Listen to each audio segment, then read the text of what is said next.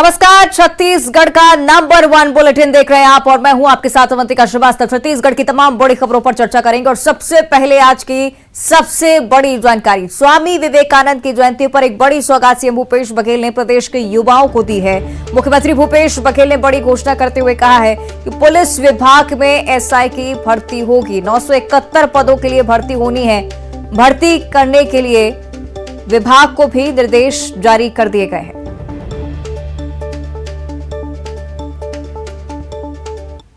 युवा दिवस है होकर सरकार की ओर से मैं निर्देशित करे हूं विभाग के अधिकारी मल्ल कि पुलिस विभाग के सब इंस्पेक्टर के प्रीलिम्स की भर्ती की प्रक्रिया तत्काल प्रारंभ करे के आदेश में दे हूं, जिनमें 971 पद भरे जाए।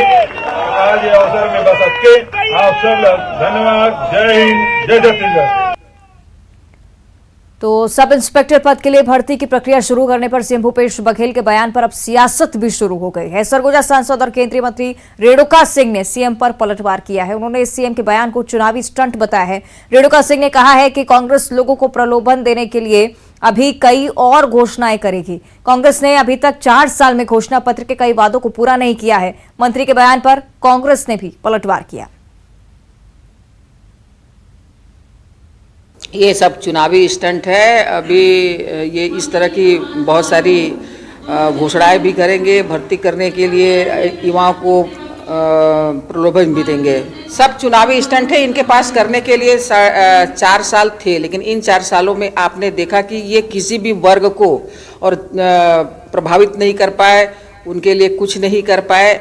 और जो घोषणा पत्र था, घोषणा पत्र को आप उठाकर देखिए कि घोषणा पत्र पर उन्होंने कुछ भी अमल नहीं किया है। जैसे किसानों की बात आती है कि किसानों का कर्ज माफ करेंगे, उन्होंने पूरा कर्ज माफ करने की बात कही थी। और पूरा कर्ज का मतलब है कि किसानों ने जिस भी बैंक से कर्ज लिया है तो हर एक बैंक का कर्ज माफ होना चाहिए था, ना कि कोऑपरेटिव बैंक। मुख्यमंत्री भूपेश बघेल जी की सरकार ने युवाओं के लिए एसआई भर्ती परीक्षा का द्वार खोले हैं। इससे भाजपा नेताओं को पीड़ा होना स्वाभाविक बात है। भाजपा नहीं चाहती कि प्रदेश के युवाओं को सरकारी नौकरी मिले। इसीलिए मुख्यमंत्री भूपेश बघेल की सरकार ने जब विधानसभा में 76% आरक्षण विधेयक को पारित किया और हस्ताक्षर करने राजभवन भेजे, तब आज 42 दिन हो गया उस विधेयक पर मात्र हस्ताक्षर इसलिए नहीं हो पा रहा है क्योंकि भाजपा राजभवन के पीछे खड़े होकर षड्यंत्र कर रही है। तो आप देख रहे हैं किस तरह से भरपूर सियासत इस मुद्दे पर हो रही है। इसको लेकर हम और ज्यादा चर्चा करेंगे। सही युगल हमारे साथ लाइव जुड़ रहे हैं, उनका हम रुख कर लेते हैं। युगल, निश्चित तौर पर एक बड़े उत्साह की बात थी युवाओं के लिए, क्योंकि इतने लंबे इंतजार के बाद इस भर्ती की घोषणा मुख्यमंत्री की तरफ से हुई, लेकिन बीजेपी लगातार इस पर हमलावर है, लेकिन कांग्रेस भी पलटवार करने में देर नहीं करती है। जी देखिए, 971 पदों पर जो भर्ती है, बड़ी भर्ती इसे कही जा सकती है। और अब पूरे देश में स्वामी विवेकानंद की जो जयंती है मनाई जाती है, उन्हें याद किया जाता है, युवाओं को प्रेरणा स्रोत माना जाता है। पूरे देश भर में उनकी पूजा भी की जाती है। और एक बड़ा ऐलान मुख्यमंत्री भूपेश बघेल ने किया है, खास करके युवाओं के लिए 971 पद कम नहीं होता, लेकिन जिसे लेकर के केंद्रीय राज्य मंत्री रेणुका सिंह ने निशाना साधा हुआ है और इसे पूरी तरह से चुनावी स्टंट बताया है। जाहिर सी बात है, कही जा सकती है अवंतिका कि 2023 में विधानसभा का चुनाव होना है। तो ऐसे में अगर कोई सरकार या सत्ता में जो पार्टी है वो अगर कोई घोषणा करता है तो विपक्षी पार्टियों को ये चुनावी स्टंट ही दिखता है, जिसे लेकर के काफ़ी यहाँ पर सियासत है वो गरमाई हुई है, तेज है। और जिस तरह से मुख्यमंत्री भूपेश बघेल ने भी लगातार भाजपा को कई मुद्दों को, कई मसलों को लेकर के घेरा है। और 15 साल की जब सरकार रही है, जब भी मुख्यमंत्री भूपेश बघेल जब भाजपा के जो खामियां हैं उन्हें गिनाती हैं, तो भ्रष्टाचार के मुद्दे हैं, जो बस्तर में जिस तरह से कांग्रेसियों पर जो माओवादी का हमला हुआ था उसे लेकर के तीखा हमला मुख्यमंत्री भूपेश बघेल बोलते हैं। तो ये कहा जा सकता है कि 971 पदों की भर्ती बड़ी भर्ती कही जा सकती है, जिस तरह से मुख्यमंत्री भूपेश बघेल ने दिशा निर्देश दिए हैं और उसे अमल करने के आदेश भी दिए हैं। तो ये भर्ती प्रक्रिया जब होगी तो युवाओं के लिए इसे बड़ा अवसर कहा जा सकता है। लेकिन राजनीति होना भी स्वाभाविक है, क्योंकि चुनावी साल है। तो ऐसे में इस तरह की उम्मीदें भी होती हैं कि वो सत्ता पक्ष को विपक्ष है वो लगातार घेरे, और वही देखने को मिल रहा है। जी। ठीक है, शुक्रिया आपका युगल इस पूरी चर्चा के लिए। तो एक तरफ मुख्यमंत्री भूपेश बघेल ने बड़ी घोषणा की और उसके साथ साथ धमतरी जिले के सिहावा के भीतर रास स्थित मां शीतला शक्तिपीठ सिहावा मंदिर और गणेश घाट मंदिर में पूजा अर्चना की है। प्रदेशवासियों की सुख समृद्धि के लिए कामना की है। मुख्यमंत्री ने सिहावा को 72 करोड़ 56 लाख से अधिक की सौगात दी। उन्होंने 106 विकास कार्यों का लोकार्पण और शिलान्यास किया है। जिले के अधिकारियों के साथ समीक्षा बैठक की है। सरकारी योजनाओं की प्रगति की भी जानकारी ली है। बैठक के दौरान सीएम भूपेश बघेल ने कुरूद बीईओ और मगरलोड तहसीलदार को फौरन हटाने के निर्देश भी दिए। दोनों अधिकारियों के खिलाफ गंभीर शिकायतें प्राप्त हुई थी और अधिकारियों के साथ बैठक के बाद सीएम ने मीडिया से भी बात की। उन्होंने कहा कि प्रधानमंत्री आवास योजना में लोगों को राज्य सरकार भी पैसा दे रही है, लेकिन विरोधी दल सिर्फ अफवाह फैला रहे हैं। इसके साथ ही उन्होंने धमतरी को अंग्रेजी कॉलेज की सौगात दी है। अगले शिक्षा सत्र से कॉलेज में एडमिशन भी होगा। जिले में हाथियों की समस्या पर उन्होंने कहा है कि जंगली नदी नालों के किनारे केले और बांस के पेड़ लगाने से समस्या का समाधान होगा।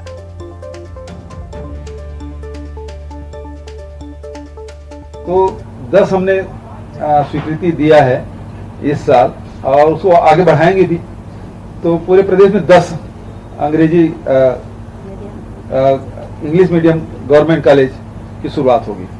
अब धमतरी की मांग करें, मैं देख लेता हूँ लिस्ट, धमतरी है कि नहीं है, नहीं तो अगले सत्र में उसको भी करेंगे। जहाँ जहाँ हाथी पाए जा रहे हैं वहाँ उनके जो भोजन जो पसंद करते हैं, खासकर बांस है, केला है और दूसरे प्रकार की चीजें हैं जो पसंद करते हैं, उनको नाला के किनारे लगा दें तो वो हाथी फिर गांव की तरफ नहीं आएगा, वो नुकसान नहीं होगा, क्योंकि वो उनको भी रहने का अधिकार है, हमको भी है।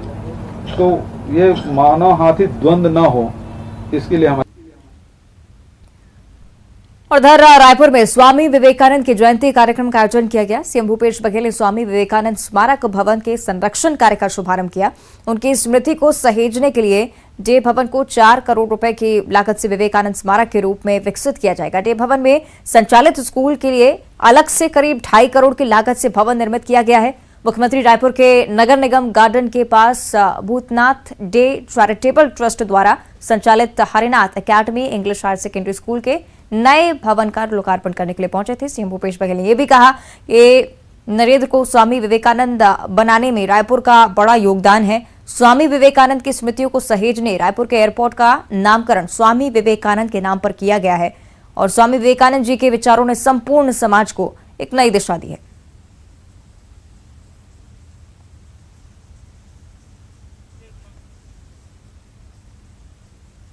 जेकर बारे में स्वामी आत्मानंद जी, सतरूपानंद जी, निखिलात्मानंद महाराज जी शुरू से प्रयास रही से कि भवन लय स्मारक के रूप में परिवर्तित की जाए। ये काम स्वामी आत्मानंद जी के अधूरा रहीगिरी से और ये बात की मुझे प्रसन्नता है कि आज हमारी सरकार के 4 साल बने के बाद वो अब साकार रूप में ही यह स्कूल चला रही है।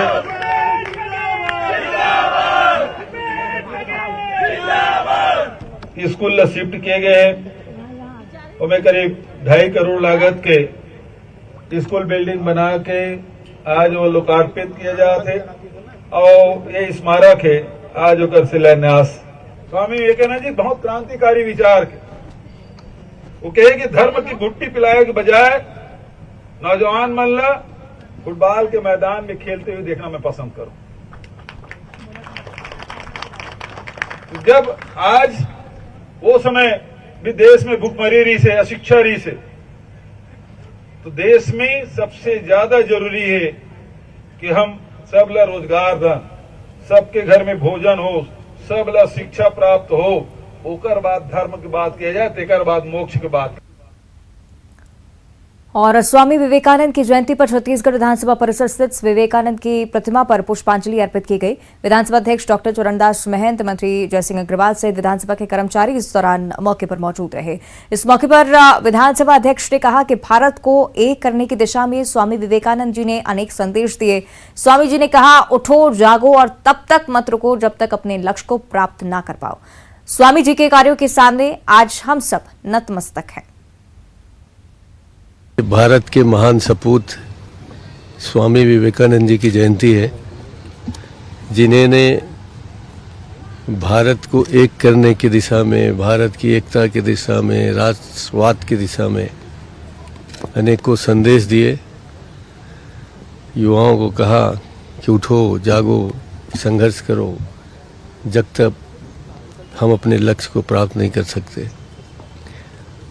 उन्होंने राष्ट्रीय एकता के लिए, भारत की एकता के लिए और भारत का मान विश्व में बढ़ाने के लिए। और इधर नारायणपुर की घटना को लेकर कांग्रेस ने बीजेपी और पूर्व मंत्री केदार कश्यप का जिम्मेदार ठहराया है उनको, और सीएम भूपेश बघेल और पीसीसी अध्यक्ष मोहन मरकाम ने केदार कश्यप पर निशाना साधा है। उन्होंने कहा कि केदार कश्यप ने आदिवासियों को उकसाने का काम किया है। एसपी और पुलिसकर्मियों पर हमला बीजेपी की सोची समझी साजिश का नतीजा है। उन्होंने कहा कि बीजेपी बस्तर को अशांत करने की कोशिश कर रही है। वहीं केदार कश्यप ने कांग्रेस पर पलटवार किया। भूपेश बघेल ने प्रदेश के जो आदिवासी क्षेत्र हैं वहाँ पर जिस तरीके से रासुका लगाया है, और ये पूरी तरीके से आदिवासी संस्कृति को खत्म करने की साजिश है। भूपेश बघेल जी नहीं चाहते कि हमारे यहाँ पर आदिवासी अस्मिता, यहाँ की संस्कृति, यहाँ के रीति रिवाज, यहाँ की परंपराएं बची रहें। ये लोग हमारे आदिवासी समाज को धर्मांतरण की ओर बढ़ाना चाहते हैं।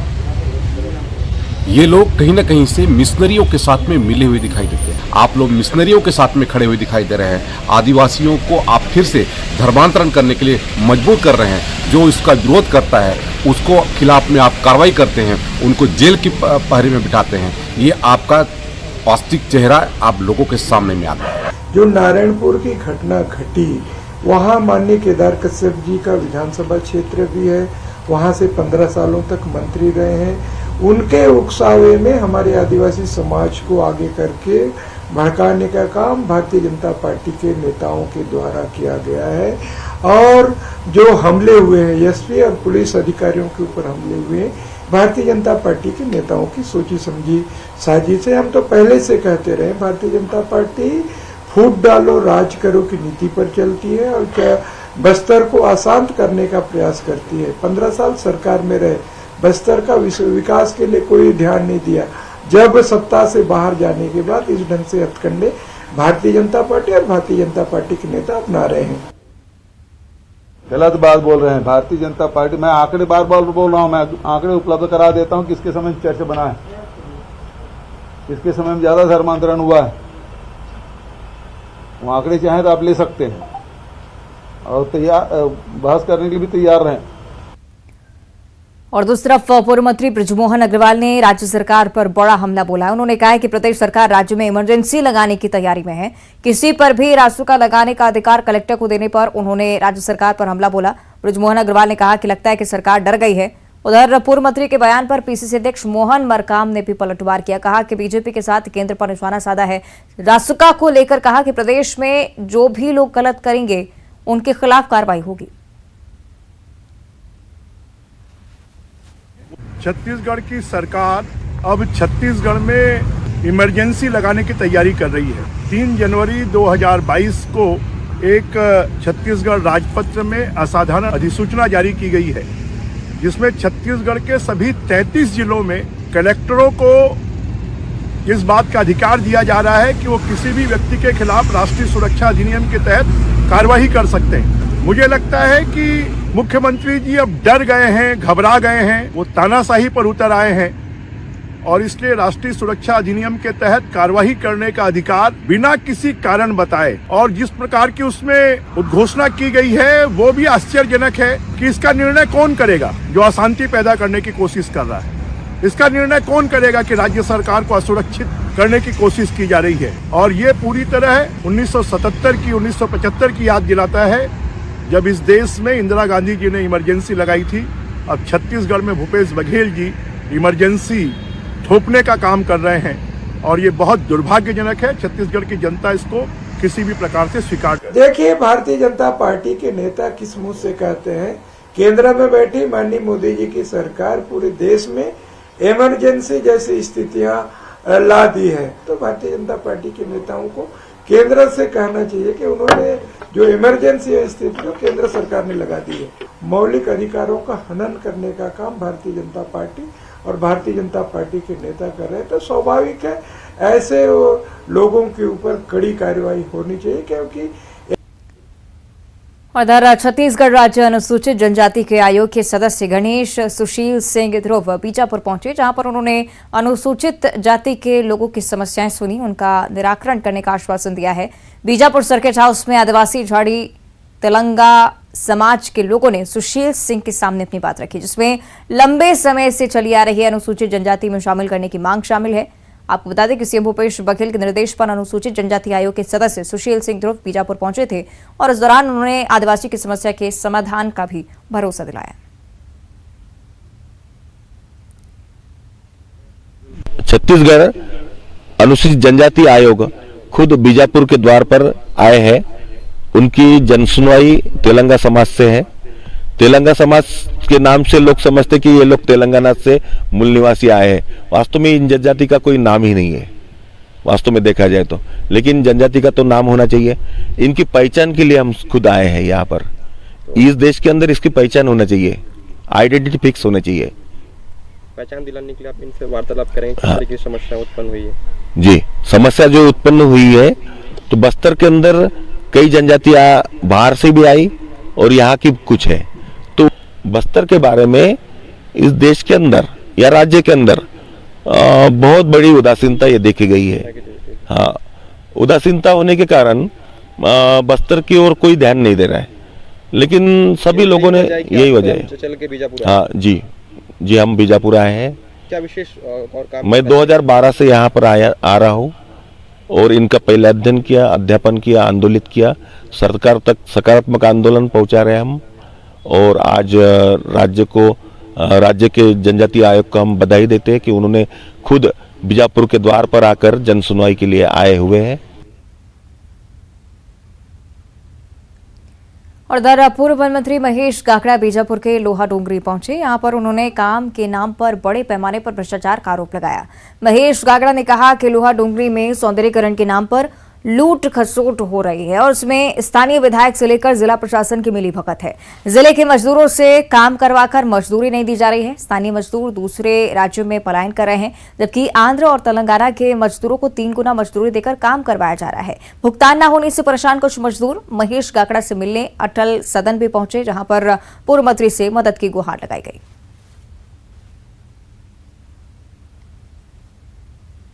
लोहा डोंगरी में काम किए थे, पैसा नहीं मिला इसलिए आए। कितने दिनों का नहीं मिला? और वहाँ 2 महीना से काम किए, बाकी दिए हैं। बाकी 25-26 दिन का बच्चा एक घंटे में। आप लोग कितने लोग हो? हम लोग 28-30 लोग हैं। तो इसका शिकायत आगे कहीं की हो? हाँ, पिछले बार कलेक्टर को लिख के दिए थे। कितने महीने पहले काम किए थे? और 3 महीना किए पिछले साल 2022 के। अच्छा, तो नहीं मिला है? अभी तक नहीं मिला। अच्छा, तो ठेकेदार क्या बोलता है? वो और रायपुर पुलिस ने एक फर्जी आईएएस को गिरफ्तार किया है। संस्कृति विभाग में लंबित बिल का भुगतान पाने के लिए एक लोक कलाकार ने खुद को आईएएस घोषित कर दिया था। बलौदाबाजार जिले के पलारी का रहने वाला युवक तारन दास भारती लोक कलाकार और गायक है। बुधवार को संस्कृति विभाग के डायरेक्टर विवेक आचार्य से मिलने के लिए गया था, जहां उसने खुद को आईएएस बताकर डायरेक्टर को धमकाने की कोशिश की। डायरेक्टर को जब शक हुआ तो उन्होंने आरोपी के बारे में पड़ताल की। मामले की शिकायत पुलिस की। सिविल लाइन पुलिस अधिकारी के मुताबिक आरोपी गिरफ्तार हो चुका है। और अब जशपुर से बड़ी जानकारी। 4 अधिकारियों को शोकॉज नोटिस जारी किया गया है। कलेक्टर की समीक्षा बैठक से अधिकारी अनुपस्थित थे। कलेक्टर ने नोटिस जारी करने के निर्देश दे दिए हैं। कलेक्टर रवि मित्तल ने बैठक ली थी, लेकिन इस दौरान अधिकारी अनुपस्थित थे।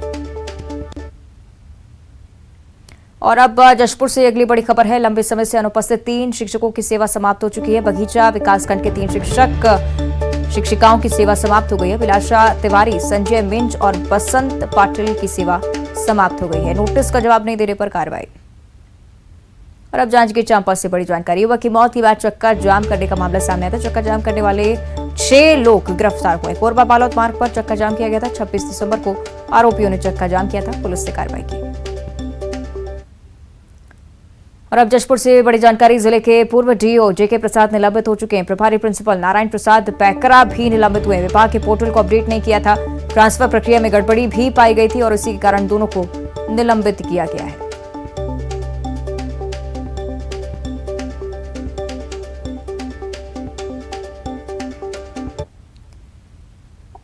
और अब 25 सेकंड में खबर।